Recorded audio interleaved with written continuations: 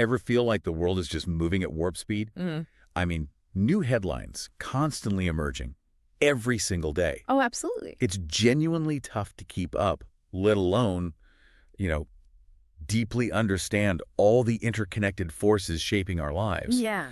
From what's happening on the global stage Yeah. all the way down to how we interact with technology. Mm-hmm. So today, we're doing one of our deep dives. Mm-hmm. We've got a stack of recent sources from The Economist, and we're going to try and pull out the most important nuggets of knowledge for you, give you a clearer picture. That's exactly right. Our mission for you today is, well, it's pretty clear. Help you cut through that constant noise. We'll explore some really major global shifts, think geopolitical power dynamics, technological revolutions, even some subtle societal trends. Right. And the goal is basically to give you a shortcut to being truly well-informed, spotting maybe some surprising facts, connecting the dots. So you understand the why. Exactly. So you can understand not just what is happening, but why it actually matters to you. Okay, let's unpack this then. We're starting with something the sources really highlight, these significant shifts in global power. And it's hard to ignore China's growing influence, right? Definitely not. The Economist makes it pretty clear that under Xi Jinping's rule, China continues to challenge the U.S. for global leadership. Yeah. And it's expanding its reach, especially through things like the Belt and Road Initiative. Right, the Belt and Road. Now, for anyone who might not be totally familiar, the Belt and Road Initiative is China's huge infrastructure project. It aims to connect Asia, Europe, Africa. Basically, a network of roads, railways, ports, pipelines. A modern Silk Road, basically. Exactly. A modern Silk Road for trade and, maybe more importantly, for influence. But what really, jumped out at me in the sources was this phrase they used, the world's hottest upstart weapons dealers. Yeah, that's a striking phrase. That phrase alone tells you a lot, doesn't it? What exactly makes their military expansion and this sort of upstart status so significant right now? That's a really excellent point. That phrase, hottest upstart weapons dealers, it really captures the core of what The Economist is getting at. Okay. It's not just about, more weapons entering the global market. It's really about a strategic projection of power. Okay, projection of power. Yeah, one that fundamentally challenges the existing global order. Our sources actually highlight that China became the world's #1 weapons exporter back in 2022. Wow, number one. Number one. And since the year 2000, something like 20 countries have bought Chinese weapons. 20? Yeah, so this isn't just selling hardware, right? It's about building new alliances, shifting global dependencies, establishing a different kind of military and political footprint. Right. And when you combine this military expansion with those economic initiatives like the Belt and Road, which ties nations to China through infrastructure, sometimes through debt, it paints a picture of a really comprehensive strategic approach to global influence. A multi-pronged approach. Exactly. And The Economist details how this makes some of China's neighbors, particularly in Asia like South Korea, pretty uneasy. I can imagine. Yeah, they see it as potentially a direct threat to regional stability and their own national security. It's a very deliberate strategy, very multifaceted. That makes sense. A comprehensive strategy indeed. So if China is actively projecting power outwards like that, it kind of begs the question, how are other major global players doing? Right. And The Economist offers a pretty stark look at the U.S. There's this piece provocatively titled America's Missing Opposition. It suggests Democrats are struggling with popularity while Republicans are largely consumed by former President Trump. Yeah, that's the argument. Which leads to this sort of effective gridlock. So what are the consequences of this missing opposition that The Economist highlights? What does it mean for U.S. stability, its ability to act, cohesively, both at home and maybe abroad? You're touching on a really critical insight there. The Economist argues that this missing opposition isn't just like a domestic political squabble. Okay. It creates what you could almost call a strategic vacuum. A vacuum. Interesting. Yeah, these internal political divisions, an ineffective opposition. It significantly hinders the U.S.'s ability to craft and execute cohesive policy, both domestically and, perhaps more crucially, on the global stage. Right. It's kind of like trying to navigate a really complex global chessboard when your own internal strategy is constantly shifting or maybe just stuck in neutral. Hard to make decisive moves. Exactly. And this impacts really crucial areas, like its strategic interests in the Arctic, for example. The Arctic? Why the Arctic specifically? Well, the Arctic is increasingly vital. You've got melting ice, opening up new shipping routes, potential access to untapped natural resources. And the U.S. is actively pushing back against both Chinese and Russian influence up there. It's kind of a quiet but critical front in this new geopolitical competition. Right. But if Washington is constantly bogged down by internal political fights, it's just much harder to project that consistent, decisive influence needed to safeguard those interests. Makes sense. And The Economist suggests this perceived internal weakness could even embolden rivals, maybe make the U.S.'s global leadership appear less reliable, even to its allies. That definitely paints a clear picture of the challenges, internally at least. So, all right, the U.S. is grappling with these divisions. China's asserting its growing power. How's Europe holding up in all this? Europe. Our sources describe Europe as being in an economic fistfight. That sounds pretty intense. It does, doesn't it? Germany and the UK are projected to head towards recession. France is grappling with a difficult budget, high debt. It really paints a picture of a continent facing significant internal challenges, even as the global landscape kind of demands more from it. So is this economic fistfight mostly about individual countries, or is The Economist suggesting something, I don't know, broader about Europe's collective strength? That's a really crucial distinction to make, because while those headline figures for Germany, the UK, France, they do point to national economic woes. Yeah. The Economist really emphasizes that these aren't just isolated national issues. Europe as a whole is collectively facing some deep structural challenges. Things like aging populations, which really strain social security systems, labor markets. Right, the demographic challenge. Exactly. And also increasing defense spending, which many countries are frankly struggling to meet after decades of maybe underinvestment. Right.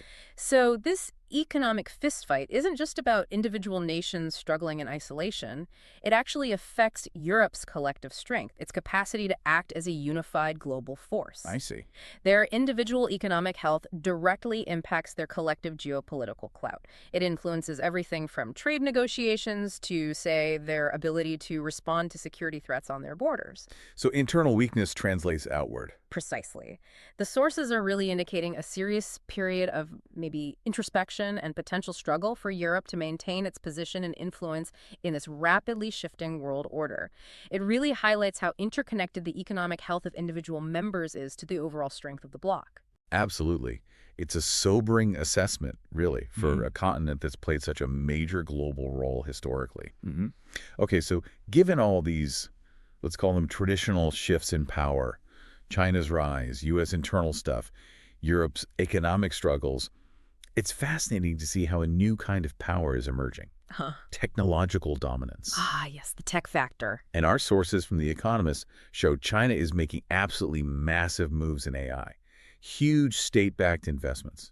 Data, surveillance, facial recognition, the whole package. Yeah, they're going all in. But this pursuit of digital supremacy, I gather, comes with a surprising, very physical cost. There's an article titled Solving AI's Power Problem that really caught my eye. Yes. Can you shed a bit more light on that? What's the problem? You've really hit on a core paradox there. While AI promises to solve, so many of humanity's problems, Right. its foundational energy demands could actually become its biggest bottleneck. The Economist frames it almost like as AI gets smarter, its infrastructure just gets hungrier. Hungrier for power. It's exactly power hungry. Our sources highlight that data centers, the literal engines of AI, consume immense amounts of energy. Get this. As much as 40% of that energy is dedicated just to cooling these massive facilities. 20% just for cooling. 40%. And this isn't trivial, right? We're talking about a significant chunk of global electricity consumption, and it's only projected to grow, exponentially. Exponentially, okay. And The Economist points out that China's model for AI development, with its heavy emphasis on state control, integrating AI with government data collection for, pervasive monitoring and surveillance, that operates at an enormous scale, which just intensifies these energy demands even further. So the scale makes the power problem even bigger. Absolutely. Now, the good news, I guess, is that the sources do note that up to 90% energy reductions in data centers are, theoretically, possible. 90%. Through specialized designs, more efficient hardware. But ultimately, to meet this massive surging demand sustainably, a really significant shift towards more reliable, high-capacity, low-carbon power sources, is becoming essential. That's incredible. 40% just for cooling, but potential for 90% reduction. Yeah. It really puts the scale of that challenge into perspective. It really does. And that massive energy demand from AI from these data centers brings us neatly to another fascinating development The Economist explores, a potential resurgence of an older, often controversial power source, nuclear energy. Nuclear's comeback. Yeah, they ask, quite provocatively, is it darkness before dawn for nuclear power? Our sources show the U.S. is leading the way with new small modular reactors, SMRs they call them. USMRs, yeah. And France is even aiming for 50% nuclear energy by 2050. That sounds like a pretty significant pivot. It really is. What's driving this renewed interest in nuclear? I mean, after decades where it seemed to be kind of on the decline. Well, it seems to be a convergence of factors, really. This renewed interest is definitely driven by, one, geopolitical instability impacting fossil fuel supplies. Right, the volatility in oil and gas. Exactly. Think about all that volatility we've seen. And two, the urgent, frankly undeniable need for clean, low-carbon energy to combat climate change. Okay, so security and climate. Pretty much. Nuclear offers a unique proposition here. It's stable, it's powerful, it provides continuous baseload power. Baseload. Meaning? Meaning it can provide electricity 247, unlike intermittent renewables like solar or wind, which depend on the weather or time of day. Got it. Consistent power. Consistent power. Now, while nuclear has historically faced challenges public perception around safety, those high upfront construction costs. Yeah, big hurdles. New technologies like these small modular reactors, the SMRs, they aim to address some of those hurdles. How so? They're smaller, they're simpler in design, theoretically quicker and maybe cheaper to build. They offer more flexibility. Interesting. Modular, so maybe easier to scale. Potentially, yeah. And The Economist actually names U.S. companies like Constellation Energy and Centrus Energy as being actively involved in this new push. So it indicates a serious industry commitment. Okay. And France's ambitious target, 50% nuclear by 2050, that highlights a country that's already heavily reliant on nuclear, seeing it as absolutely central to its energy future. It's a very different landscape than even, say, a decade ago. Definitely sounds like it. Yep. So we're talking about a potential major energy pivot to power our increasingly tech-driven world. Seems that way. Okay, shifting gears a bit now to something perhaps more directly relatable day-to-day for many of our listeners. Okay. Our sources also dive into education and technology, specifically this growing debate around schools banning smartphones. The phone ban debate, yes. It seems like lots of places are wrestling with this. Spain, Portugal, Greece. They've already implemented bans in their classrooms. What's truly at the heart of this global discussion? Is it just about classroom distraction, or there's something deeper going on? Well, what's fascinating here is that the discussion isn't just about classroom discipline or, kids being distracted during lessons. Right. The Economist delves deeper. It suggests it's really about how constant smartphone use impacts cognitive development, critical thinking skills, the ability of young learners to process information without being completely overwhelmed by this, deluge of constant input. Information overload affecting how they think. Precisely. It's a fundamental question about how we nurture attention spans and independent thought in an always-on, always-connected world. Yeah.